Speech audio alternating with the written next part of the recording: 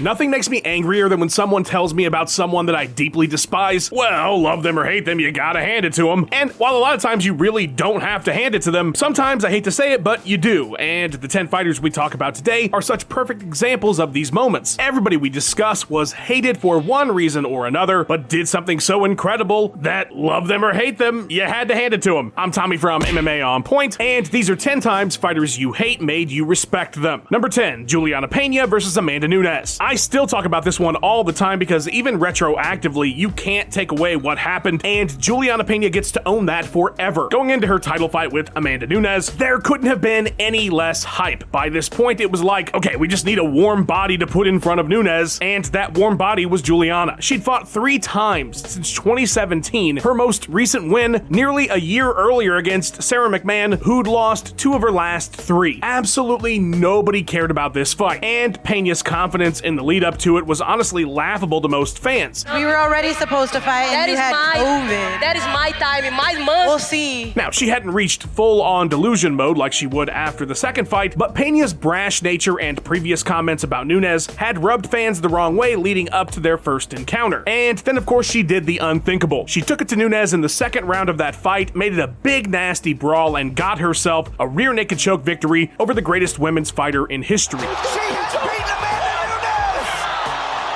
Juliana Pena! And again, I know that second fight where she was just totally dominated absolutely frames the first bout as a fluke, which it was, but she still did something that 8 others couldn't do. Take that gold from the greatest, and even though it was fleeting, it is forever, and I'll give Pena her flowers on that every single time. Number 9, Ian Garry versus Shavat Rakmanov. The absolute hate boner that the MMA community on the internet had for Ian Garry for a while there was kind of fascinating to see. It felt very TMZ of everybody. Most of it was focused on his wife, but it was genuinely felt by a whole bunch of fans. There were so many that were just looking forward to the downfall of this man at every turn. And to some degree, I do get it. He was outspoken, he's young, and seems overly confident, still largely unproven by the time we get to the story of this entry, but to the chagrin of his many haters, the guy just kept winning whether they liked the matchups or not. Whatever the showing he had, didn't matter. They were always finding this or that reason to criticize both in the cage and out of it. Then UFC 310 happened. The main event was meant to be Bilal Muhammad defending his gold against divisional boogeyman Shavat Rakmanov. Absolutely nobody wanted to fight this man. Nobody wants to fight this man still. He's just bad for your career. And still there he lies in waiting like death itself for his eventual title challenge. But yeah, you're not going to be getting anybody jumping in to fight this dude on 4 weeks notice, except for Ian Garry. The UFC called us 15 minutes ago. Will you fight Shavat?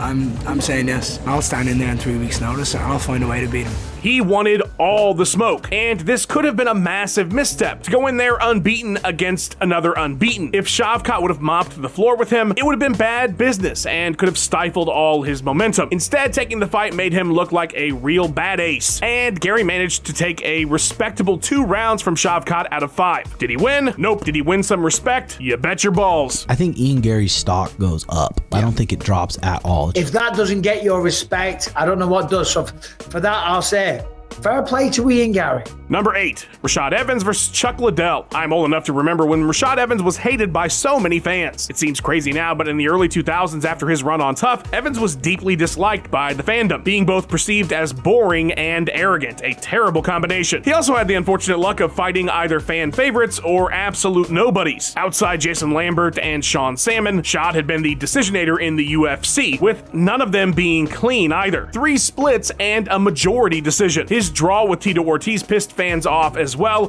especially because Tito would have won if he hadn't been deducted a point for grabbing the fence. And then they paired him with the most beloved man on the MMA planet, Chuck Liddell. Like, what are you doing to this guy? But coming off his epic clash against Vanderlei Silva, we as fans didn't quite know the full decline had begun, but we understood it well when Evans stopped Chuck absolutely cold in the second round. Out cold! Unbelievable! It was one of those, holy shit, okay, yeah, this guy's clearly pretty damn good moments, as much as fans loathed the idea of him destroying their hero. This negative sentiment was carried into the bout with beloved everyman champion Forrest Griffin. I remember watching the fight at Hooters because it was cheaper than pay-per-view. It's the boobs and the hot wings. and the level of hate for Evans in that place was insane. They were devastated when he KO'd Forrest. Another impressive win where, love or hate the guy, you had to hand it to him. Number 7, Paddy Pimblett versus Michael Chandler. Whatever, you sausage. I said during the autopsy video after Pimblett and Chandler fought that up to that bout, I just didn't really get Paddy. He came from the UK fight scene with a massive hype behind him and immediately made an impact in the UFC. A lot of people got behind him massively and really fast, which will always in turn bring on fans who think, well, who the hell is this guy? Who's he ever fought? And they had a point. His first wins were against guys whose names you're never going to remember, and so the unproven label would follow him and only get worse when he clearly lost to Jared Gordon, but got the judge's nod anyway. The hate for his arrogance after that fight is really the tipping point where you started to see the fandom turn hard on him. Anyone that thinks he won that fight doesn't know what they're watching. You know what I mean? I've easily won the first 2 rounds. It wasn't just the ones who didn't get the hype anymore. The Ferguson and Green wins did very little to lessen the hate for the man. Nobody wanted to see him beat Tony, and the King Green fight was just kind of weird. Enter Michael Chandler. God bless! I'll see you at the top! Mr. Excitement. It was the perfect fight to really test Paddy. Had Chandler struggled in the UFC? Yes, but he was a main event caliber fighter, and so it felt like finally, for frustrated fans, okay, Paddy, let's see what you can actually do. And he mopped the floor with Mike. It was the kind of win that's almost bulletproof. 3 rounds of domination followed by finishing him off late in the 3rd. If Chandler was washed, this was the type of victory a real contender would have against him. It was the first time after one of his fights that I said, okay, you know what? I get it now. I get why fans were excited about him initially, and while he still has a lot of hate, that Chandler victory won over a ton of fans. Number 6, TJ Dillashaw versus Cody Garbrandt. Oh, do MMA fans love us some damn drama, and the splitting up of TJ Dillashaw and Team Alpha Male was the juiciest. This one had a 2-year build to it. Dillashaw and mentor Dwayne Ludwig would part ways with their longtime gym to start their own in Denver. Dillashaw was champ at the time, but shortly after would lose the title to Dominic Cruz in a heartbreaker. Between some really well-placed interviews by the TAM guys, his portrayal on The Ultimate Fighter in the midst of everything, the insane popularity of Conor McGregor, who called Dillashaw's deflection and gave him the snake label that would follow him for years, the gym bully stories, and the charges of disloyalty, Dillashaw was one of the most hated fighters in the world for a time, and the 2-year buildup of his hatred would culminate with TJ finally throwing down with a representative from his former team in the form of Cody Garbrandt, who had spectacularly taken the title from Cruz. Dillashaw would emphatically take out Cody twice in a row, putting every possible nail in the coffin of that rivalry with TAM. After the fact, with his EPO fail less than a year later, the hate for Dillashaw couldn't be any stronger. But cheater or traitor label or not, a lot of fans were well impressed by those victories over Cody at the time and still. Number 5, Colby Covington versus Kamaru Usman. You know, for pretty much the vast majority of this list, I couldn't be counted among haters. I just couldn't be bothered usually. I struggled to hate, but I won't lie, Colby Covington's whole way of going about things in 2019 had me rolling my eyes left and right. It was clear that he was pretty talented given the wins over Maya and RDA, but I truly felt the corny way he was going about stuff was just the least cool version of the persona he was trying to convey. And of course, a lot of fans were, well, not big fans of the man. Truth be told, while he absolutely earned his shot, the questions about what he could do against a guy like Usman were absolutely there going into that first fight. The win over Lawler at that stage felt a bit hollow, and Usman had dethroned the best champion the division had had since GSP. I was not at all expecting the absolute war we got out of Colby that night against Usman, and I'd imagine most weren't either. But the fight was an instant classic, and Covington really showed the grit to the very end that makes people a fan of someone. It was impossible not to respect the effort after that one, regardless of how you felt about Chaos.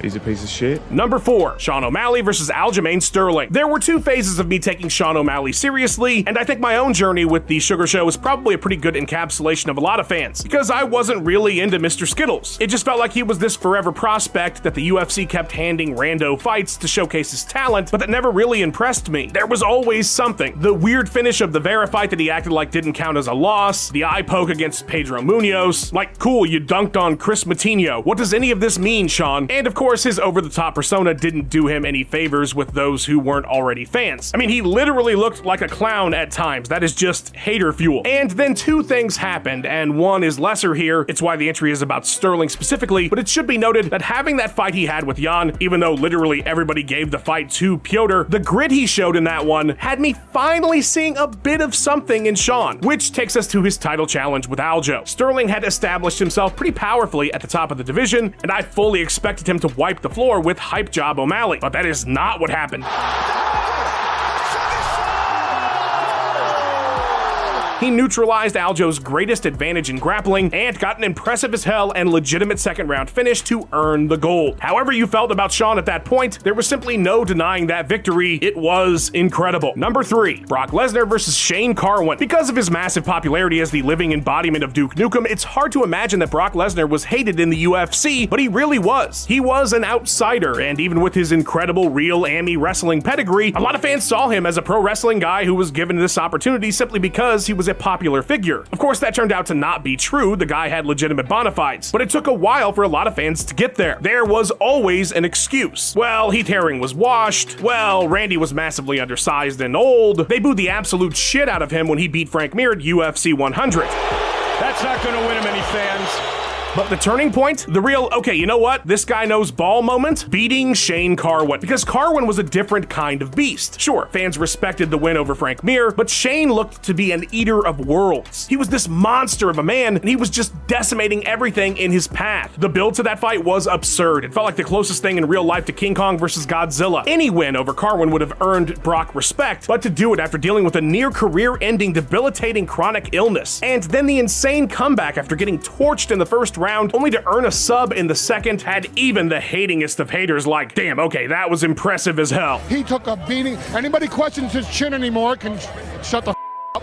He showed so much heart in this fight, making it through that first round, weathering a storm, and then coming back. Hands down, Brock Lesnar is the best heavyweight in MMA. Number 2, Tyron Woodley versus Darren Till. The very peak of Tyron Woodley hate was in the lead up to his fight with Darren Till. It was like the perfect hate storm. As champion, Woodley had been less than desirable viewing, at least in his last 2 fights, total snoozers with Stephen Thompson in their rematch, and then Damian Maia. A victory so bad that Dana White gave the GSP fight to Michael Bisping instead of Tyron. When you get booed out of an arena, it means people don't want to watch you fight. To add to the just everybody really doesn't like this guy right now, was that Darren Till was white hot as a prospect and getting hyped to the moon. Undefeated, the next Conor McGregor, all that stuff. I will never forget how much bigger Till looked than Woodley during stare downs too. It was like, how in the world are these two guys in the same weight class? The hype and the hate were real, and then Tyron Woodley walked into the cage and showed everybody why he was the reigning and the defending.